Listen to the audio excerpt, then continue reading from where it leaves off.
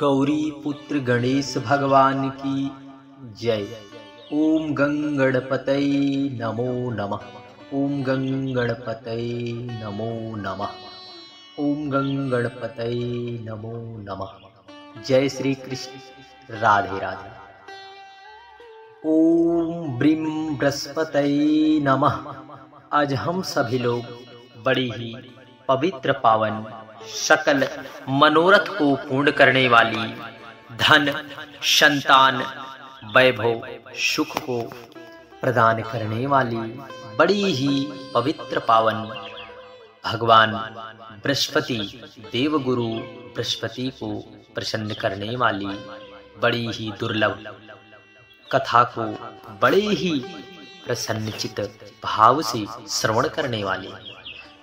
हे बृहस्पति देव, हम सभी लोग यही कामना करते हैं कि जितने भी भक्तगण इस कथा को सच्ची निष्ठा व दृढ़ विश्वास रखकर भाव रखकर श्रवण करते हैं, उसी प्रकार आप उनकी मनोकामना पूर्ण करना। जिस प्रकार राजा और रानी की मनोरथ को आपने पूर्ण किया था, उन्हें संतान सुख वैभव तक की उन्हें प्राप्ति हुई, उस प्रकार से सभी भक्तगणों के हृदय में विराजमान होकर उन्हें पर संपूर्ण कृपा दृष्टि जरूर बरसाइए। हम ऐसी कामना करते हैं। आज हम सभी लोग बृहस्पतिवार के दिन भगवान बृहस्पति देव को प्रसन्न करने के लिए, हमारी प्रिय माताएं बहनें बृहस्पति देव को प्रसन्न करने के लिए व्रत धारण करती हैं।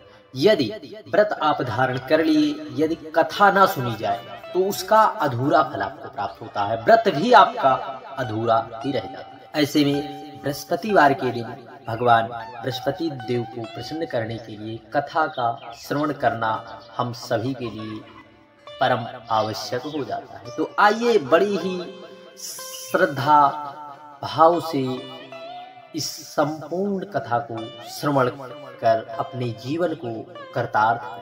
भारतवर्ष में एक महाप्रतापी और दानी राजा बड़े ही प्रसन्नचित भाव से अपनी प्रजा का पुत्रवत पालन किया करते।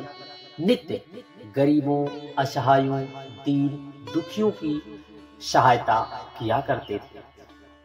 परंतु उनकी रानी उनके विपरीत व्यवहार करती थी, अर्थात जब वह किसी दीनहीन गरीब दुखिया की सहायता करती तो इन सब को देखकर वह निर्दय हृदय वाली कटु निर्मम, अर्थात उनके हृदय में किसी दूसरे असहाय के प्रति मन में करुणा का भाव ना रखना। रानी के मन में सदा निर्दय भाव रहता था। वह ना गरीबों को दान देने देती और ना ही भगवान का पूजन यजन करती और ना ही राजा को करने देती, ना करती और राजा को दान देने से भी मना करती, कि राजा को भी दान देने से मना करती कि किसी आप गरीब, असहाय, निर्मल, निर्मम ब्राह्मण किसी की भी आप जो है सहायता ना करें। एक दिन राजा दैव संयोग से शिकार खेलने वन को चले गए, तो रानी महल में अकेली ही थी। उसी समय भगवान बृहस्पति देव एक साधु के वेश में राजा के महल में भिक्षा लेने के अभिप्राय से रानी के महल में आए और भिक्षा मांगी, तो रानी ने भिक्षा देने से मना कर दिया और कहा, हे साधु महाराज, मैं तो तुम्हारे इस दान पुण्य से तंग आ चुका।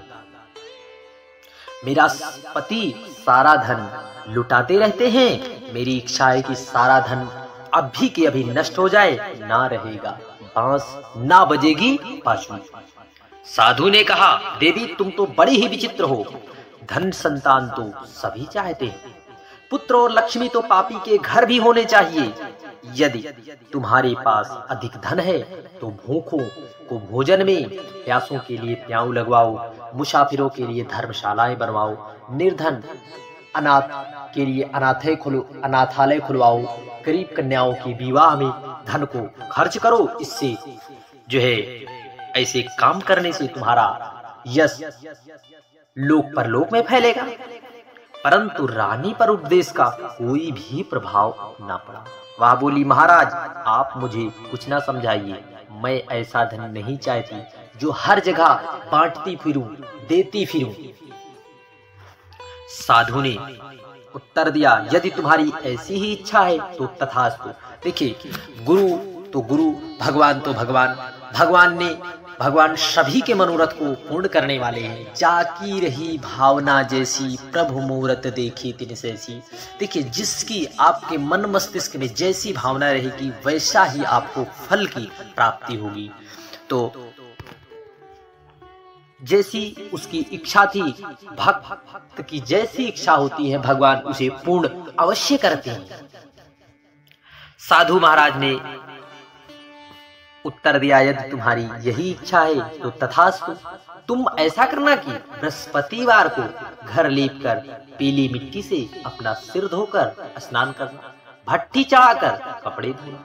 ऐसा करने से आपका सारा धन नष्ट हो जाएगा। इतना कहकर वह साधु महाराज वहां से आलोप हो गए। परंतु भक्त जब अपने धन के मद के अभिमान में चूर रहता है तो वह तनिक भी भगवान को परख नहीं पाता। देखिए, जब आलोप हो गए तो रानी को समझना चाहिए, परंतु यह कोई ना कोई भगवान देवगुरु बृहस्पति देव की कोई ना कोई लीला है जो मानव के कल्याण के लिए उन्होंने की।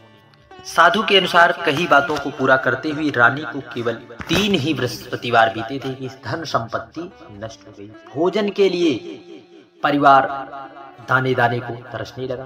तब एक दिन रानी से राजा बोले कि हे रानी, तुम यहीं रहो, मैं किसी दूसरे देश या नगर को जाता हूँ। यहाँ सभी लोग मुझे जानते हैं, इसलिए मैं कोई छोटा कार्य नहीं कर सकता। ऐसा कहकर राजा परदेश चले गए। वह वहां पर लकड़ी का व्यवसाय करके अपना जीवन यापन करने लगे। इधर राजा के प्रदेश चले जाने पर रानी और दासी भी दुखी रहने लगी। एक बार जब रानी और दासी को 7 दिन तक बिना अन्न के रहना पड़ा तो रानी ने अपनी दासी से कहा कि पास ही के नगर में मेरी बड़ी बहन रहती है, क्यों ना तुम उनके यहाँ जाओ, उनसे कुछ ना कुछ मदद के स्वरूप में कुछ ना कुछ मांगकर लाया जाए ताकि हमारा थोड़ा भी गुजर बसर चल जाए।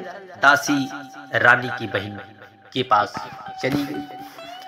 तब दैव संयोग से उस दिन गुरुवार का दिन था और रानी की बहन उस समय बृहस्पति भगवान की कथा को बड़े ही निष्ठा भाव से, प्रसन्नचित भाव से श्रवण कर रही थी।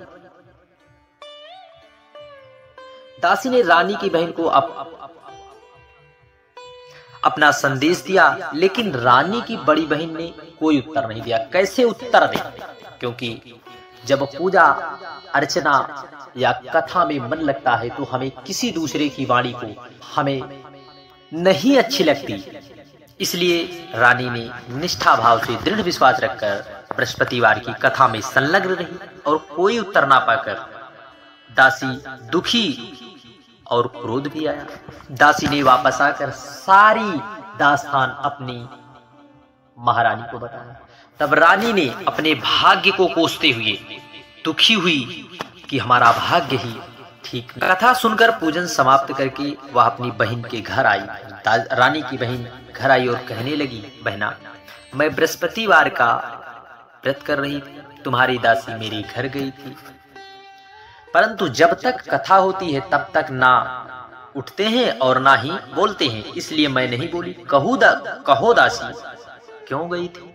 रानी बोली, बहन तुमसे क्या छिपाऊं, हमारे घर में खाने तक को अनाज नहीं था। ऐसा कहते कहते रानी की आंखें भर आई। उसने दासी समेत पिछले 7 दिनों से भूखे रहने तक की बात रानी ने अपनी बहन से विस्तार पूर्वक सुना दी। रानी की बहन बोली, देखो बहन, भगवान बृहस्पति देव सबकी मनोकामना पूर्ण करते हैं। देखो, शायद तुम्हारे घर में भी अनाज रखा हो। पहले तो रानी को विश्वास ही नहीं हुआ। पर बहन के आग्रह करने पर उसने अपनी दासी को अंदर भेजा तो सचमुच अनाज से भरा एक घड़ा मिला। यह देखकर दासी को बड़ी हैरानी हुई। दासी रानी से कहने लगी, हे रानी, जब हमको भोजन नहीं मिला तब हम भूखे ही तो रहा करते थे। हम पर बृहस्पति देव ने कृपा करी, तो आइए हम कथा की विधि ही क्यों ना पूछ ली जाए ताकि हम भी व्रत कर सकें। तब रानी ने अपनी बहन से बृहस्पतिवार की संपूर्ण कथा का विस्तार पूछा, विधि पूछी। उस दिन बहन ने बताया, बृहस्पतिवार के दिन भगवान श्री हरि नारायण विष्णु को चने की दाल और मुनक्के से केले की जड़ में पूजन करें तथा दीपक जलाएं, व्रत तथा कथा सुनें, पीले भोजन ही करें। इससे भगवान बृहस्पति देव अति प्रसन्न होते।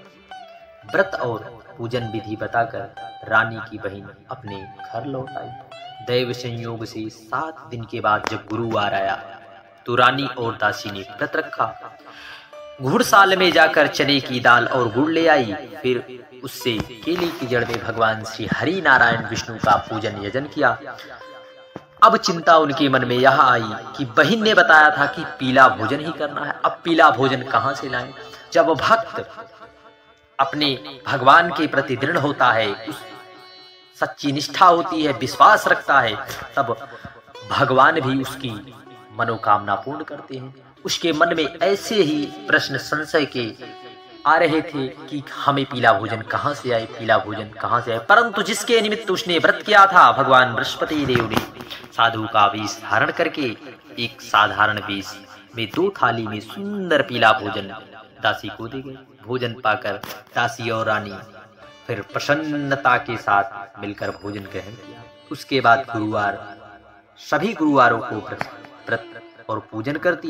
भगवान बृहस्पति देव की कृपा से धन धान्य सुख वैभव की उन्हें पुनः प्राप्ति हो गई। परंतु रानी पहले से की तरह आलस्य करने लगी। तब दासी बोली, देखो रानी, पहले भी तुम में इसी प्रकार के आलस्य के कारण सभी धन संपत्ति नष्ट हो गए। अब जब भगवान बृहस्पति देव की कृपा से धन मिला है तो फिर से आलस्य होता है।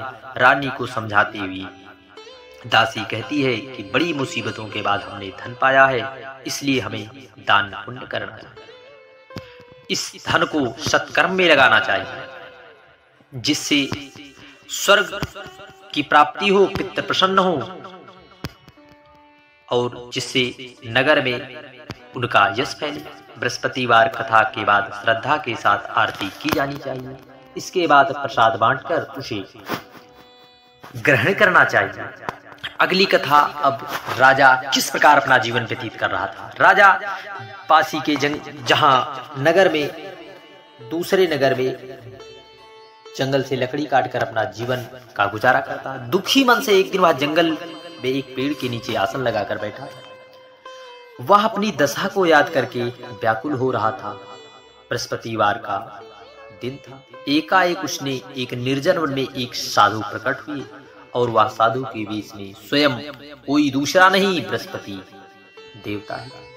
लकड़हारे के सामने आकर बोले, हे लकड़हारे, इस सुनसान जंगल में तू सच्चा चिंतामग्न क्यों बैठा है? लकड़हारे ने दोनों हाथ जोड़कर प्रणाम किया और दैव संयोग से भक्त भगवान को पहचान ही लेता है और उत्तर दिया, महात्मा जी, आप सब ठीक सब कुछ जानते हैं, मैं क्या कहूँ। यह कहकर रोने लगा और साधु को अपनी आत्मकथा सुनाई।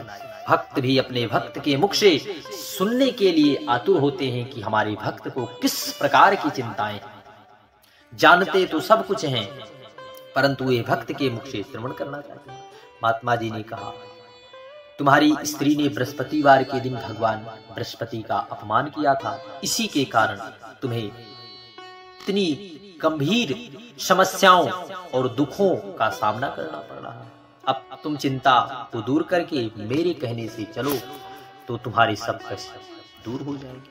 भगवान पहले से भी अधिक धन संपत्ति देंगे। तुम बृहस्पतिवार के दिन कथा किया करो। 2-4 पैसे के चने मुनक्के लाकर उसका प्रसाद बनाओ और शुद्ध जल से लोटे में शक्कर मिलाकर अमृत तैयार करो। कथा के पश्चात प्रेमियों में अमृत व प्रसाद बांटकर आप भी ग्रहण करो। ऐसा करने से भगवान तुम्हारी सकल मनोकामना पूर्ण करेंगे। ऐसा करने से भगवान तुम्हारी मनोकामना पूर्ण करेंगे। साधु के ऐसे वचन सुनकर लकड़हारा बोला, महात्मा जी, मुझे लकड़ी बेचकर इतना पैसा नहीं होता कि मैं अपना पेट पाल सकूं, तो मैं पूजन कहां से करूंगा। मैंने रात्रि में अपनी स्त्री को व्याकुल देखा है, मेरे पास कुछ भी नहीं है जिससे मैं उसकी खबर मांग सकूं। साधु ने कहा, हे लकड़हारी, किसी बात की चिंता मत कर। बृहस्पति देव के दिन तुम रोजाना की तरह लकड़ी या लेकर शहर को जाओ, तुम्हें रोज से ज्यादा अत्यधिक धन मिलेगा। संयोग से उसी समय भगवान बृहस्पति देव अंतर ध्यान हो गए और लकड़हारा उस दिन पास के शहर में लकड़ी बेचने के लिए गया और उसे उस दिन से अत्यधिक कई गुना धन अत्यधिक मिला। और वह बृहस्पतिवार, जब बृहस्पतिवार आया तो लकड़हारा बड़े सच्चे मन से गुड़ आदि चने की दाल लाकर भगवान गुरु बृहस्पति देव का पूजन यजन किया। उस दिन से उसके क्लेश धीरे धीरे करके दूर होने लगे। परंतु दैव संयोग से जब दोबारा गुरुवार आया तो व्रत करना भूल गया। इस कारण भगवान बृहस्पति देव नाराज हो गए और उसी दिन नगर के राजा ने विशाल यज्ञ का आयोजन किया था और कहा, शहर में यह घोषणा करा दी कि कोई मनुष्य अपने घर में भोजन ना बनावे, ना आग जलावे, समस्त जनता मेरे यहाँ भोजन करने आवे। इस आज्ञा को जो ना माने उसे फांसी दी जाए। दैव संयोग से राजा भी आज्ञा को मानना पड़ा और सभी लोग भोजन के लिए पहुंच गए और वह लकड़हारा भी पहुंच गया। भीड़ समाप्त हो चुकी थी। तब राजा ने उसे सोचा कि हम क्यों ना ही उसे अपने घर पर ही ले जाकर भोजन पवा दें। जब भोजन करा रहे थे तो रानी की दृष्टि खूंटी पर पड़ी जिस पर उसका हार लटका हुआ। वह वहां पर दिखाई नहीं दिया। रानी ने निश्चय किया, मेरे इस हार को इसी मनुष्य ने चुराया है। उसी समय सिपाहियों को बुलाकर उसको कारागार में डलवा दिया गया। जब लकड़हारा कारागार में पड़ा रहा और बहुत दुखी से विचार करने लगा कि मुझे किस प्रकार का दंड मिल रहा है, तब अचानक उसी साधु को याद करने लगा। उसी समय भगवान बृहस्पति देव साधु के स्वरूप में प्रकट हुए और बोले, तुमने भगवान बृहस्पति का पूजन व्रत नहीं किया, इसी कारण भगवान बृहस्पति देव रुष्ट हो गए। चिंता मत कर, अब तू चिंता मत कर। कारागार के दरवाजे पर तुझे 4 पैसे मिलेंगे, उससे तू भगवान बृहस्पति देव का पूजन करना, तेरे पुनः सभी कष्ट दूर हो जाएंगे।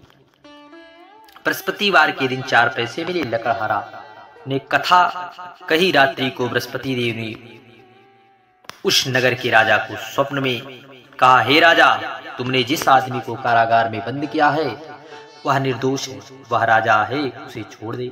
रानी का हार उसी खूंटी पर लटका है। अगर तू ऐसा नहीं करता तो तेरे इस राज्य को नष्ट कर दूंगा।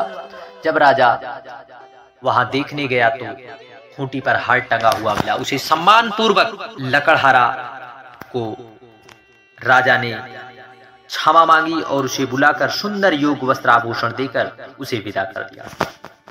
जब राजा भगवान बृहस्पति देव की आज्ञा के अनुसार अपने नगर को चला, जब नगर में आया देखा कि यहाँ पर पहले से अत्यधिक वन बाग उपवन लगे हुए हैं, धर्मशालाएं मंदिर बनी है। तब राजा ने पूछा, यह किसका बाग और धर्मशाला है? तब नगर के सब लोग कहने लगे, सब रानी और बांदी के हैं। तो राजा को आश्चर्य हुआ और गुस्सा भी आया। जब रानी ने उनकी खबर सुनी कि राजा आ रहे हैं तो उसने बांदी से कहा, हे दासी, देख राजा हमको कितनी बुरी हालत में छोड़ गए थे। अब बृहस्पति देव की कृपा और करुणा से हमें सब कुछ प्राप्त हुआ है। हमारी ऐसी हालत देखकर महाराज लौट ना जाए, तू दरवाजे पर खड़ी हो जा। आज्ञा अनुसार दासी दरवाजे पर खड़ी हो गई। राजा आए तो उन्हें अपने साथ लिवा लाई। तब राजा ने क्रोध करके अपनी रानी से पूछा कि यह धन तुम्हें कैसे प्राप्त हुआ? तब उन्होंने कहा, हमें यह सब धन बृहस्पति देव की इस व्रत के प्रभाव से प्राप्त हुआ है। राजा ने निश्चय किया कि वे 7 रोज बाद तो सभी बृहस्पति देव का पूजन करते हैं, परंतु मैं प्रतिदिन दिन में 3 बार कहानी तथा रोज व्रत किया करूंगा। अब हर समय राजा के दुपट्टे में चने की दाल बंधी रहती तथा दिन में 3 बार कहानी कहता। ओम ब्रीम बृहस्पते नमः। हम सभी लोग जय श्री कृष्णा, राधे राधे।